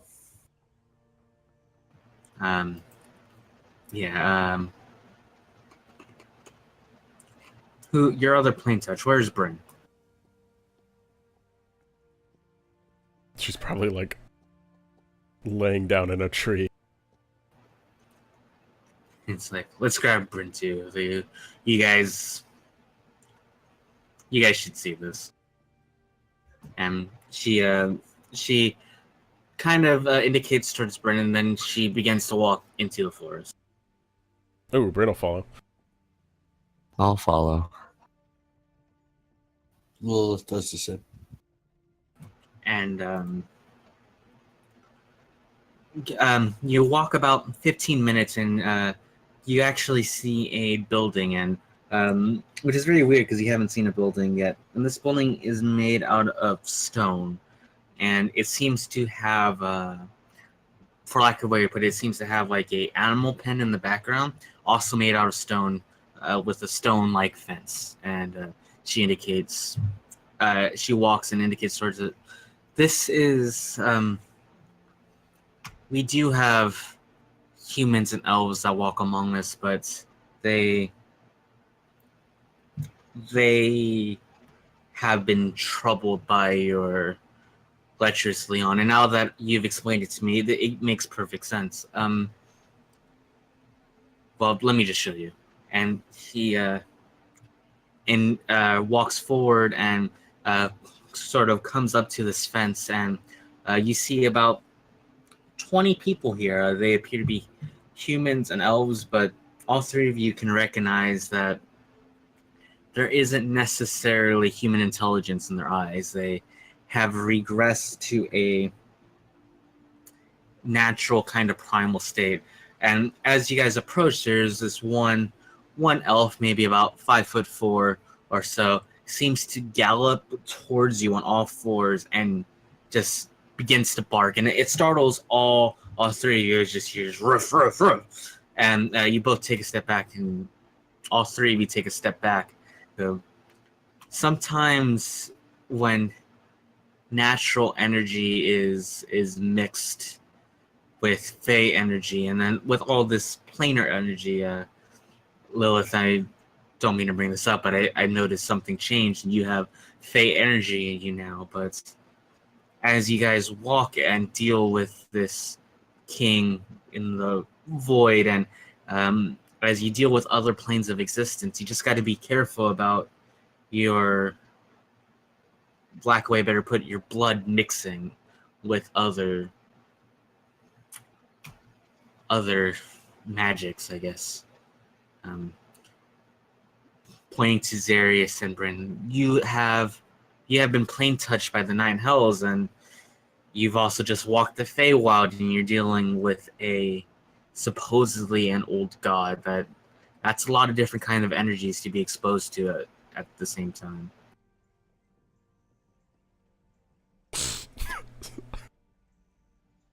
Sorry. John, you're fired. I didn't know we were getting paid. That was amazing. Oh, So- so that's a secret? Oh, So, Lilith tells her, so you're trying to say that we could harm people by trying to save them? No. What I'm saying is that as you expose yourself to so much different types of energy, your body, your mind may regress back to a more primitive state, indicating towards these 20 or so people in this pen.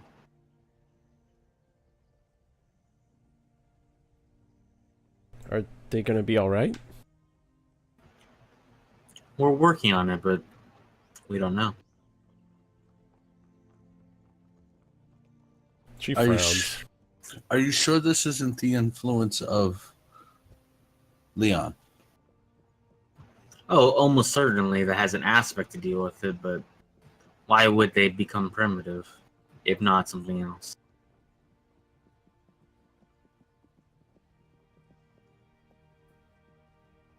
Zarrius stares at them and is just like,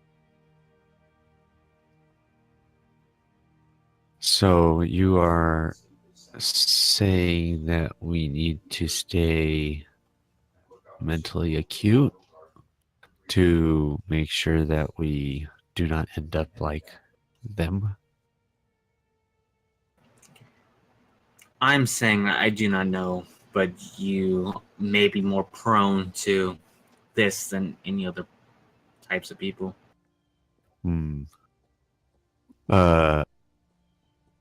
Would Zarrius have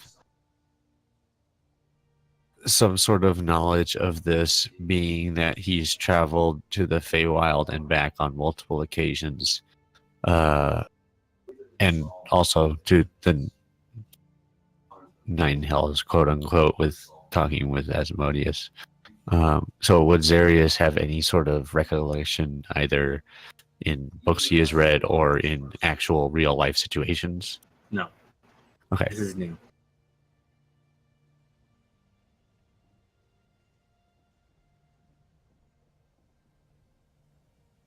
Well, Lilith says, we thank you for your concern.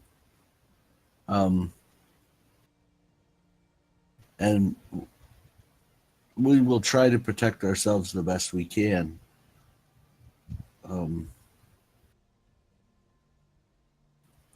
But I hate to put it in such blunt terms because I don't like to be that blunt, but we sort of have to do what we have to do. And if reverting to this state happens, then we'll have to cross that bridge when it comes to it.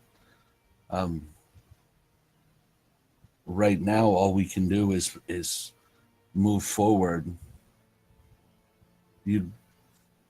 With the knowledge that this could happen and try to protect ourselves, but we still have to move forward. That's fair. Just be aware.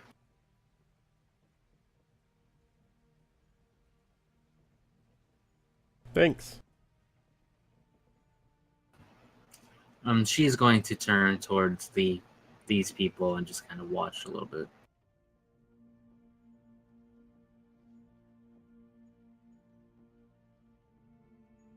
Thanks for all your help. Yes. We have found these people from the city of Daneth. We are escorting them to this area currently. None of these people are Daneth people, right? They were mostly tieflings. They are. None of these people appear Daneth people, correct? Go ahead, Zarrius, with whatever you were going to do. Are you guys? Does she leave, or does She just watches the film. Bryn or Lilith leave? Eventually. Yeah, I think eventually after. I'm assuming Lilith would probably leave when Bryn left. The Bryn would probably leave when Lilith left, so that's convenient. Zarrius is probably going to stick around for a while and study their behavior, the way whether they even communicate with each other or talk with each other, anything like that, to try and get some sort of research done on the subject matter ahead of time before he eventually hopefully does some more research. I will tell you that it does seem to be like animal intelligence. There doesn't seem to be much there. Okay. Anything else? Is Lady Siljana still there? Yeah, she'll be there for a couple of hours probably.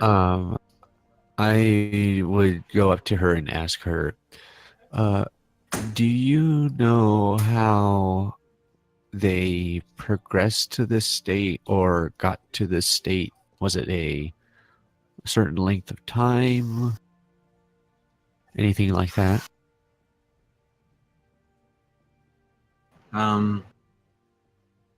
No, this all happened pretty suddenly, about 2 months ago. Okay, and did they drastically change a couple days, or was it a couple weeks? Maybe some people regress more than others, but everyone was like this in about 2 weeks. I see.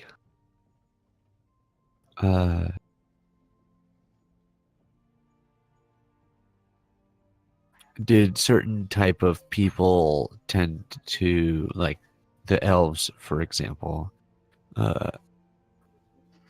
You said it was an elf that galloped up and started barking, correct? Correct. Do the elves seem to all act a certain way, or do the humans all act a certain way, that sort of thing, that I recognize or see? Is there some sort of pattern? No, there's not really a pattern. Most of them appear to be a four-legged creature of some sort. And you'll see like cats and dogs, sort of those sort of families. But that's about it. Okay, well, thank you for the information and the experience, as this has brought new meaning to plain touched for me. It's not worrisome, but I am kind of interested in looking into this further as to see what we can possibly do.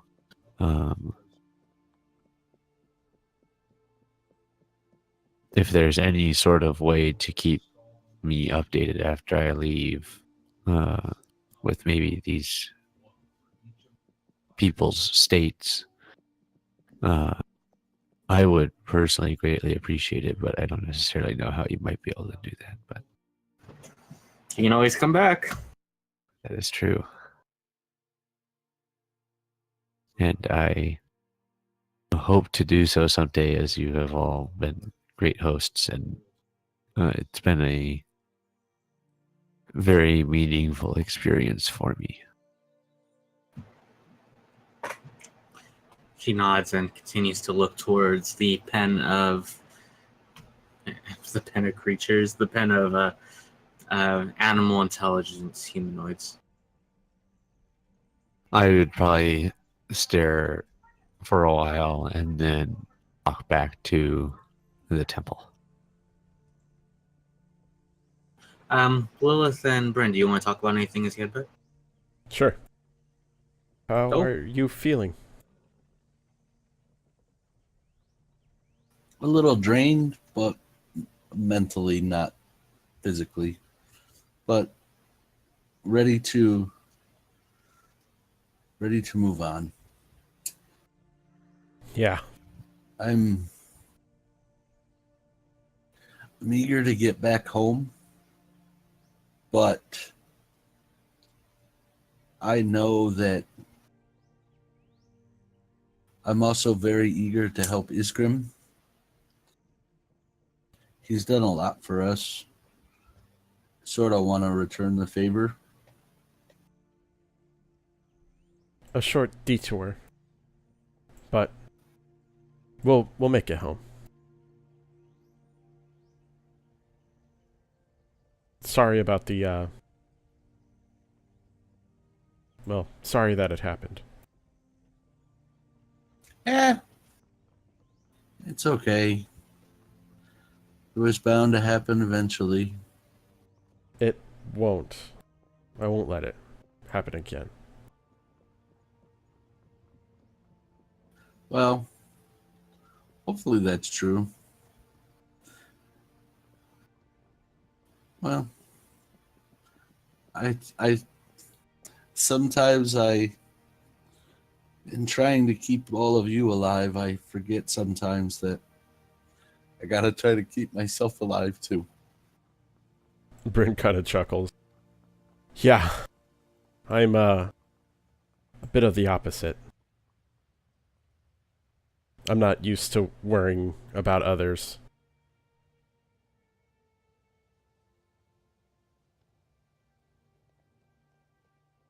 So how about this? We'll make a deal. You remind me that I need to take care of myself every once in a while, and I'll remind you that there's others that need to be taken care of as well. Bryn smiles. I think that's a fair trade.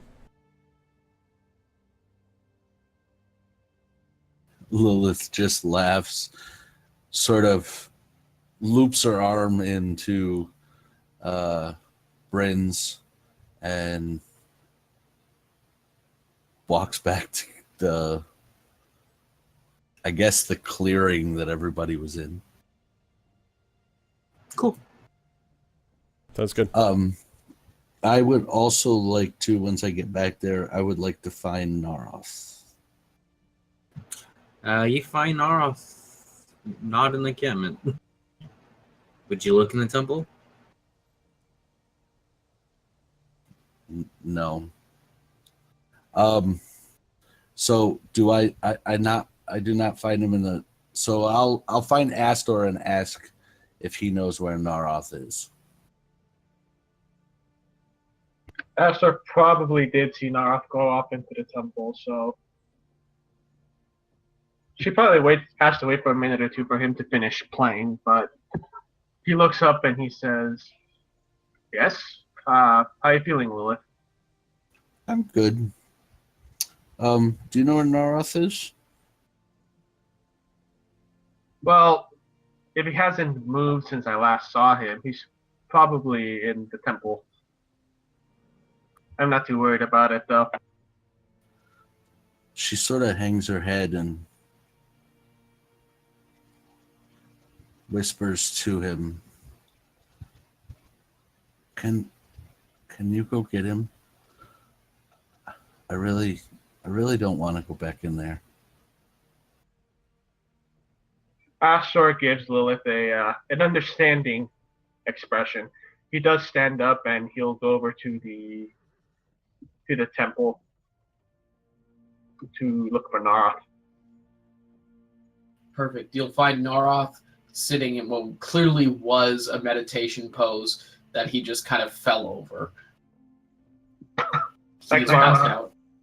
Narroth literally just fell over.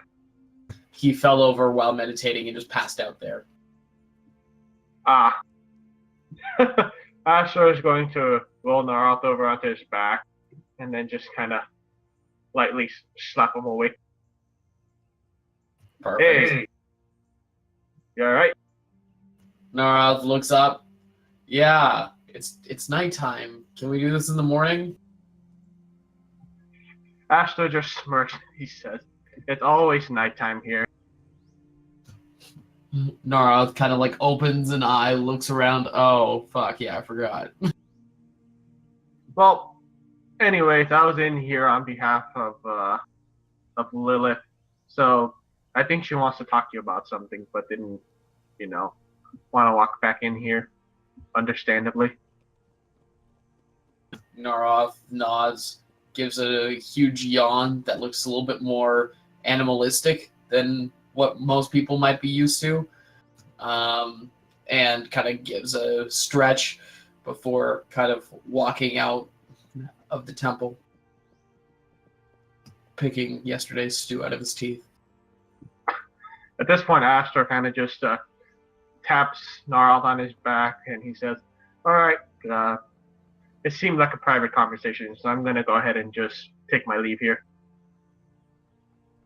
Narroth turns around, kind of still sleepy. He puts his hand on his head, looking backwards. Oh, go ahead, cool. Where is she? Astor points towards Lilith's general direction, and then he just kind of waves himself away and goes towards the clearing. Well, goes towards the bonfire where everybody else is. Perfect. Narroth magically creates some water in his hands and kind of like washes his face with it real quick to wake himself up a little bit and walks in that direction. So, as Narroth approaches, Lilith sort of motions for him to sit. Narroth, his eyes still half their normal lidded, half lidded, kind of walks over and sits down, kind of flumping on the ground.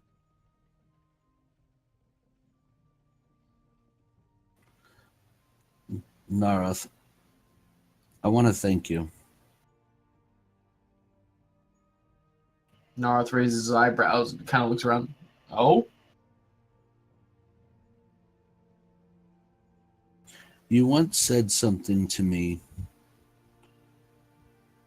that struck a chord with me before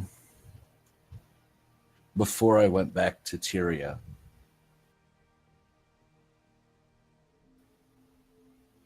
And I came back with a renewed sense of duty and renewed sense of sort of wanting to fix things. But yesterday was yesterday. And some things have changed. I died. And I really thought that for a second it was the end. And as I moved forward,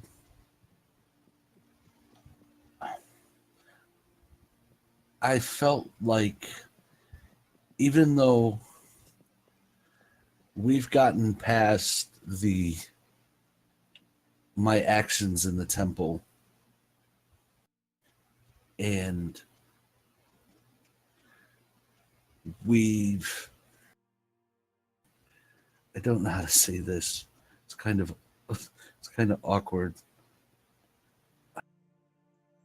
She sort of sighs for a second. Narroth sits patiently, just waiting.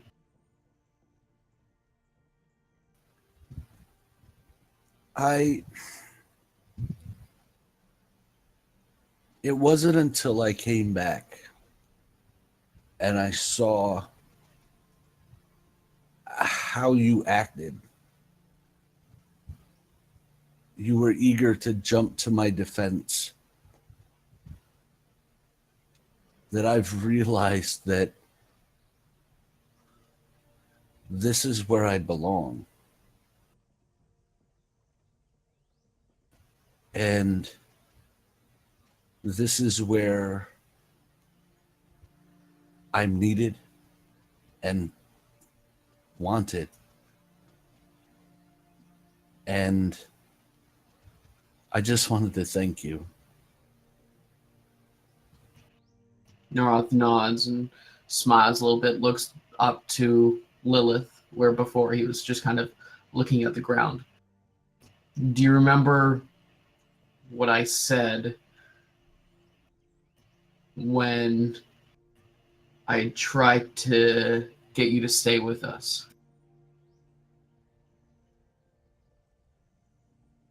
I do. Earth just kind of waits.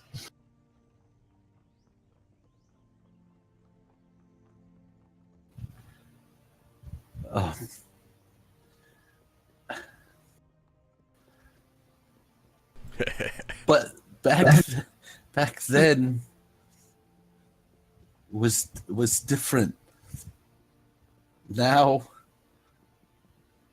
things have changed, and I'm not the same person I was then. I was broken. I might still be broken. But Narroth puts a hand on her arm.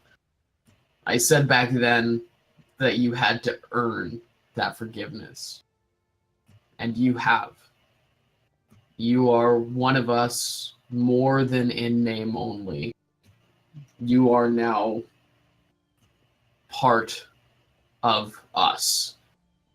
As integral as an arm is to a body. Without it, the person doesn't seem whole.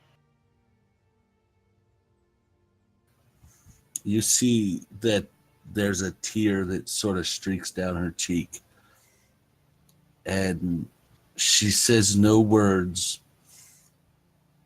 And probably catching Narroth off guard,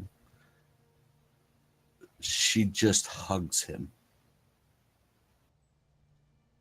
Narroth is probably notably awkward at this, but kind of puts an arm around her and just kind of doesn't do anything, just kind of holds her there. And as he holds her, he's going to use another hand to grab the flower that was still probably crumpled up in his shirt and present it to her. I feel like you need this more than I do.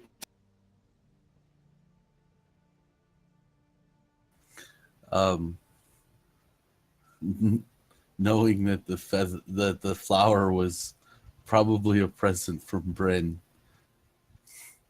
he just sort of goes, how appropriate.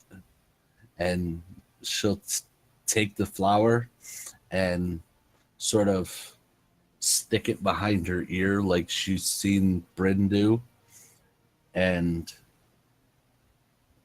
just sort of sit there in silence, I guess, just in sort of, you know how people do. Yeah. And see?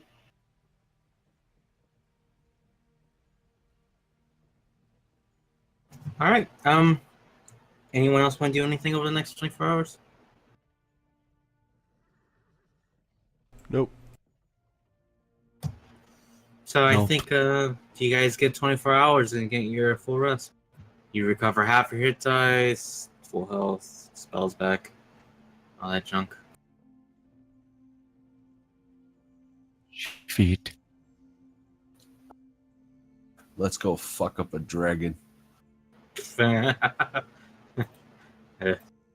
Or die again. Can that be the title to the next chapter? Let's go fuck up a dragon or die again. I think it's now Lilith's personal story arc. Nothing about any Roland or whatnot. It's just all about dying and rebirthing with as many plain touch souls as possible. Nice. Cool. As the party begins to fully recover, we actually see a group of people coming towards this clearing, and you'll recognize the people of Daneth along with a familiar horse. Someone seems to be leading Butterscotch to the party currently. Hey, Iskrim puts the wood carving of a horse that he was making into his pocket, and he goes and runs up to Butterscotch. Aww. His hair seems to be pretty tangled. He seems like, pretty, I don't want to say untaken care of for, but not taken care of by you would probably be the best way to phrase it. Sure. So he immediately gets out his brush and comb and starts taking care of his horse. Cool. So that happens. You guys do receive your mounts back. What's the plan, guys? Well, Let's go kill a dragon. let's go fuck up a dragon or die again. Huzzah! I think getting to the Cascade Ranges is probably the first thing we'll do. Then we'll try Agreed. something else. And then I think I'd like to see if we can find Yvette, if she's there. If not, oh well. If not, we keep looking. Cool. I don't think I want to get deep into the Cascade Range at this point. So we're just going to talk a little bit about what you're going to expect, some scenic things, and that sort of conversation. But we will not actually enter in the Cascade Range because I want to give the party some time to think about it. First and foremost, I have built a quick map of the Cascade Range, just some things to think about. Since you guys are coming from the west, there are three ways you can approach. You can approach directly west, southwest, or northwest, and enter in through different places. But your ultimate goal is to get to Trident Maelstorm's camp up here. You can also potentially take the long way, go above the mountain range, and head in from the north, or even, I guess technically you can come in from the east if you guys wanted to take that time to travel. Not necessarily the best option, but it is possible. So what we will do is over the course of the week, we will basically figure out how we want to approach and get some more information out there. So that's going to be entirely up to you. But keep in mind, as we enter into the Cascade Range, the party is going to begin to leave the forest and head out. And, it just takes a quick deep breath as time finally starts to move again. We see the end of night and the start of day. And we enter onto the edge of the forest as we look up to the Cascade Range, as we see this glimpse of this flying creature begin to circle the mountain, keeping an ever watchful eye. And for the briefest of moments, we see a thunderstrike. And we'll fade to black. And with that, we'll go ahead and end for tonight. Thank you so much for joining us here on another episode of the Low Rollers Live. Once again, we do stream every Monday night at 9 p.m. Pacific here at twitch.tv/Pwrlvl Podcasts. Also, if you need to catch up, go ahead and click the link to our YouTube channel below where all the past episodes are located. Also, if you missed out at the start of this stream, we do a rerun Wednesday nights at 5 p.m. Pacific, so you can see it there.